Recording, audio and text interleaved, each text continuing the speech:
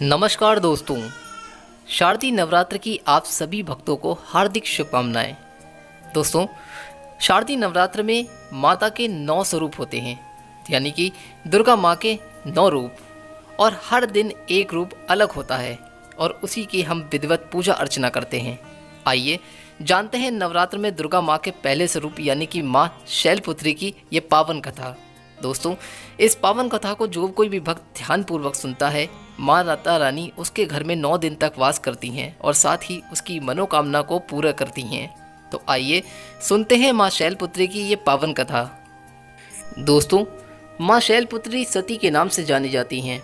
इनकी कहानी इस प्रकार है। एक बार प्रजापति दक्ष ने यज्ञ कराने का फैसला किया। इसके लिए उन्होंने सभी देवी देवताओं को निमंत्रण भेज दिया, लेकिन भगवान शिव को नहीं भेजा। देवी सती भली भांति ये जानती थीं कि उनके पास निमंत्रण जरूर आएगा, लेकिन ऐसा बिल्कुल नहीं हुआ। वो उस यज्ञ में जाने के लिए बेचैन थीं, लेकिन भगवान शिव ने मना कर दिया।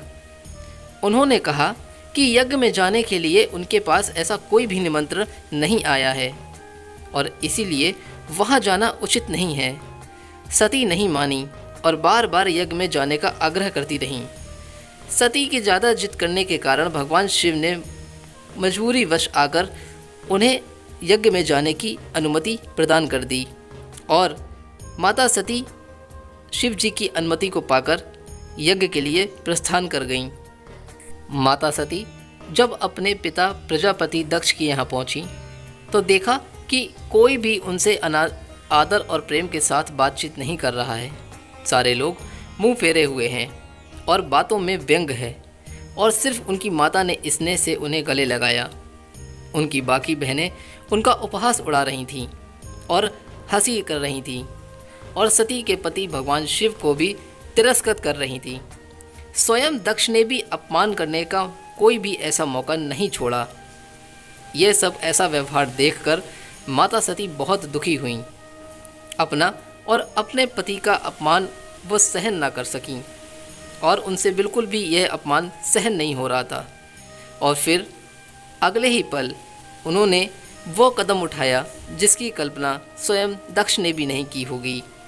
वहाँ सभा में मौजूद कई देवी देवता ऐसा बिल्कुल भी भाप नहीं पाए कि पता नहीं माता सती अगले ही क्षण ऐसा क्या करने वाली हैं। वहाँ पर इस सभा में किसी को भी कोई भी ऐसा बिल्कुल एहसास नहीं हुआ।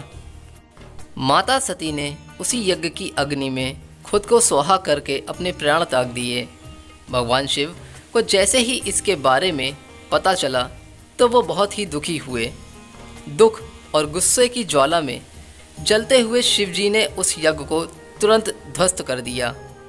इसी सती ने फिर हिमालय के यहाँ जन्म लिया और वहाँ जन्म लेने की वजह से इनका नाम शैलपुत्री पड़ा। इसीलिए तभी से दुर्गा